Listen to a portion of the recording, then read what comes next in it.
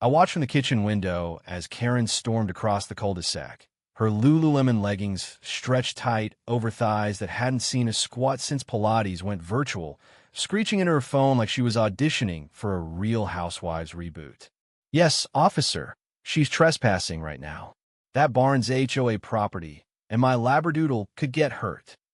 My wife, Sarah, just froze mid-step, garden hose in hand, watering the heirloom tomatoes we'd planted after the divorce dust settled. But the real kicker? Karen didn't know Sarah's off-duty shift meant that shiny gold badge was tucked in her back pocket, ready to flip the script faster than a TikTok algorithm. It started 6 months ago when we moved into this cookie-cutter McMansion in suburban Phoenix, Arizona, sun beating down like God's own spotlight on our fresh start. Me, the laid-off tech bro pivoting to craft beer brewing in the garage. Sarah, the detective who traded night raids for family barbecues. Our lot backed onto a shared greenbelt with this old red barn, a relic from when the neighborhood was horse country. Now just a spot for kids' birthday parties and Karen's passive-aggressive community cleanups. As HOA president, she ruled it like her personal fiefdom, posting laminated signs about authorized access only and fining folks for parking too close.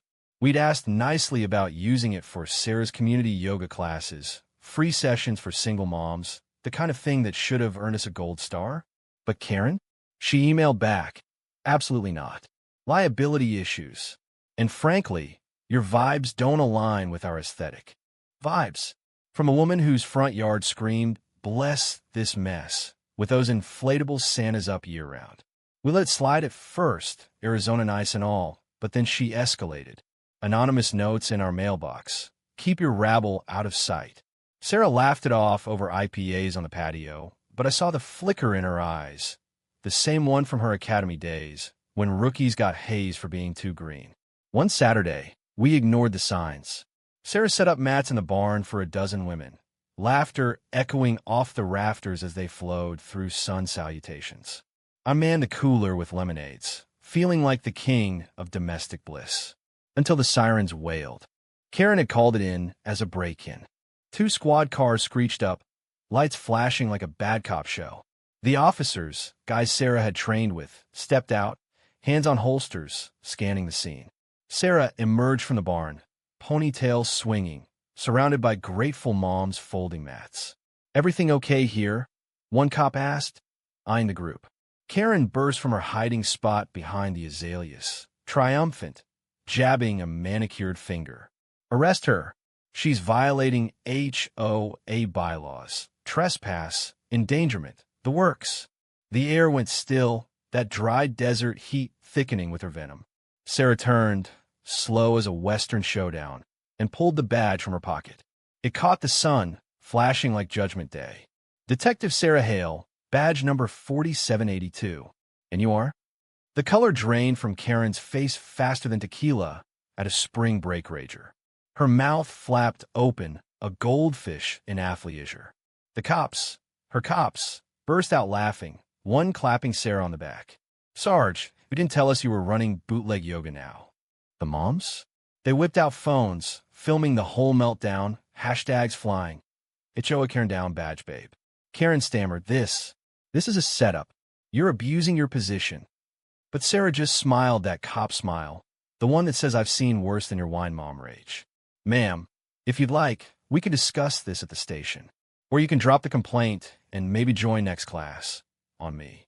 Word spread like wildfire through the Nextdoor app.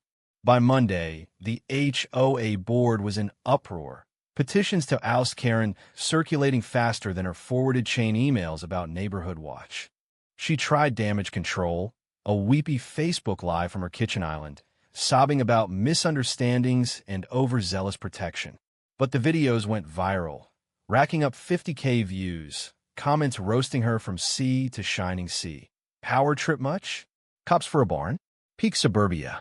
I posted the barn rules she'd shredded. Turns out, access was open to all residents. Her aesthetic clause pure fiction. The fines? Reversed with interest, funneled straight to Sarah's yoga fund. Kara didn't quit easy. She lawyered up some cut-rate firm from Scottsdale, filing a countersuit for emotional distress. Court date loomed like a monsoon cloud, but the judge, a no-nonsense Latina who'd grown up in the barrios, tossed it after 5 minutes flat. Ma'am, calling law enforcement over a yoga mat? That's not distress. That's delusion. Karen slunk out, reporters swarming her Prius. Last I heard, she's selling the house. Listing at a loss, whispers of blacklisting by the local Realtors Guild. Serves her right, the petty tyrant unthroned. Me? I brew on in the garage. Sarah leads her classes under those barn beams, and every full moon, we toast to the chaos. Revenge isn't always sweet. Sometimes it's just the bitter aftertaste of entitlement choking on its own spit. But damn, it pairs well with a hoppy IPA.